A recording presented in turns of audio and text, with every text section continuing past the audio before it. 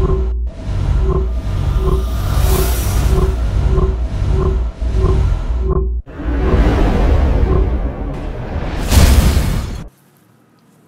there guys, Skolzy here from Infamous Warfare, and today I'm going to be talking about customised thumbnails. But before I talk about that, I basically just want to say, if you haven't already noticed, our videos are getting a bit longer due to us having to change our game mode on Black Ops 2, where we're trying to get those high kill streaks, well not kill streaks, score streaks should I say, and they don't seem really achievable on Team Deathmatch, because if you're going for something like a Lodestar or Warship, Dogs, Swarm, etc., you basically need to get them within sort of a first streak. And if you're going for that on Team Deathmatch, say, which is what our usual play mode was on Modern Warfare 3, etc., if you didn't get that streak within a quick time, or you'd be pretty screwed. And I know it is quite hard to achieve those higher streaks on Black Ops 2 without getting involved within objective game mode types like domination, etc., or hardpoint, or kill confirmed, where playing the objective gets your streak up quicker. So obviously our game modes have changed to get those high streaks, to make the gameplays more entertaining for you guys, which means longer commentaries for me, being the main commentator for Infamous Warfare. And I must say, I am sort of on a bit of a struggle trying to keep up with them 9 minutes of talking on a certain topic that I have brought up the issue of. And say for instance with the last one I talked about was the one-hit KO, and yeah, I must say I did kind of struggle with the 9 minutes bit, that being my first long commentary, and I'm trying my best to not be repetitive, so if I do come across repetitive at points, I apologise for that, but I'm hoping this will sort of evolve as I get along doing more of the long commentaries. But back to the topic of today, which is the customised thumbnails, and more to the point, I want to be talking about the misleading thumbnails that people may be using on YouTube. Now, where YouTubers have been granted the customised thumbnail option, ourselves included, it comes to my attention that maybe some are using misleading thumbnails to pull in the YouTube community to their videos, which is okay. I mean, they're well within their right to do that, but is it fair on other YouTubers? And I suppose the smaller other YouTubers who do have the opportunity to use customised thumbnails will cotton onto this and do the same thing, I guess. And I suppose the topic of the commentary warrants whether or not that person should be using the sort of misleading thumbnail in a way, if you get me.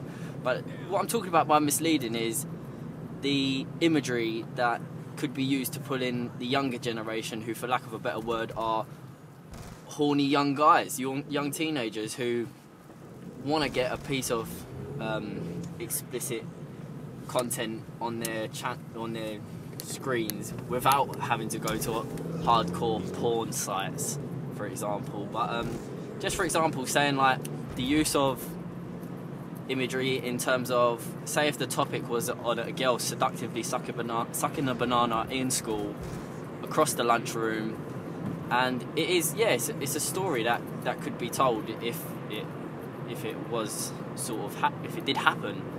And for example, like the image on the custom thumbnail may be a girl sucking a banana, for instance, but it portrays that she's obviously sucking something else. But I'm not going to say that, just for the younger ones out there who may be watching this. And yeah, that is going to pull in the younger generation who are horny and they want to see things like that, with a hope of maybe hearing an explicit story or seeing a bit of an explicit imagery. So I mean, the YouTuber who is putting that story out or whatever is gonna use that to his advantage and do it, basically. But it also comes down to what your topic is. So if it is that, then you're obviously going to want to do something like that just to make the video more exciting or come across as more exciting. And in a way, it could be a bit misleading in terms of that, say if the story wasn't what you was expecting, but from the imagery on the thumbnail, you get the idea that it is going to be a naughty story and you're going to get more than what you bargained for, and in the end it just ends out that this girl was eating this banana and it came across that she was eating it seductively or whatever. So that's what I'm sort of talking about when it's misleading. And I do know quite a few YouTubers are doing those sort of explicit type commentaries. One being one of our sort of, we've had a few affiliates with him in the past, and he's a cool guy and I really do like him. And I like his commentary style, his topics, they make me laugh, and I'm gonna say it is Mesh Yourself, and his whole story time series, which is going on, where he says a story and you as the viewer decide whether it's true or false. And I think it's a really clever story series for him to do, because most of his ones I don't normally check the answers, I just listen to the stories, because some of them are quite funny, and they are like, sort of, they do come across like, especially with the imagery, as explicit type content.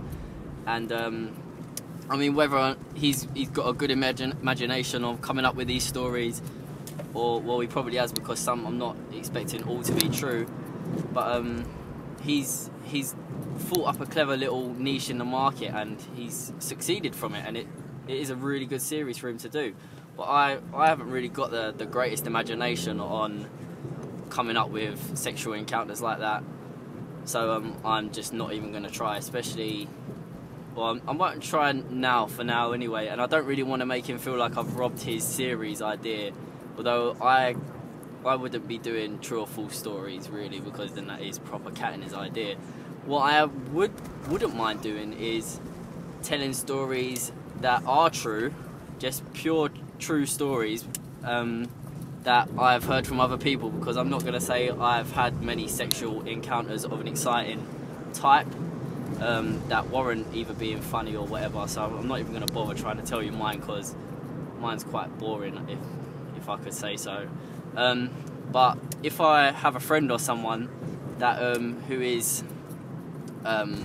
has had an encounter that is funny or deemed funny, then I will gladly tell you it. And I do have a friend, in fact, that is quite open with his sexual encounters, and he has had quite a few. So what I could do is get in talks with him, and I actually know of one of his encounters was quite sort of a bit steamy. So it was steamy, smelling, I don't really know, but yeah, I'll save that for another commentary and I will tell you guys it.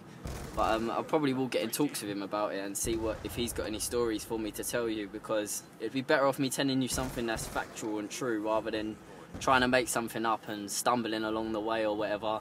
Or I could even try and get him in the convo if possible, and he can tell you the story and we can discuss it, what he felt was good about it or whatever. But yeah, that could be something that could be quite good. And any other sort of stories that I do find out about, not maybe just from him, but just in general, I will gladly tell you guys it, because I'd rather tell you something that's true than something that's fake and made up.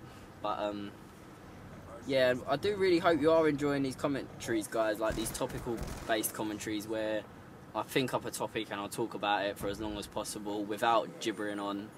And if you do like them, please let us know. Please let us know what sort of things you'd like me to cover. I'm happy to cover anything you'd want us to talk about. But please do leave comments. Those likes help us as much as possible. We really appreciate all the help we can get. And I'll speak to you soon. Thanks a lot, guys. Bye-bye.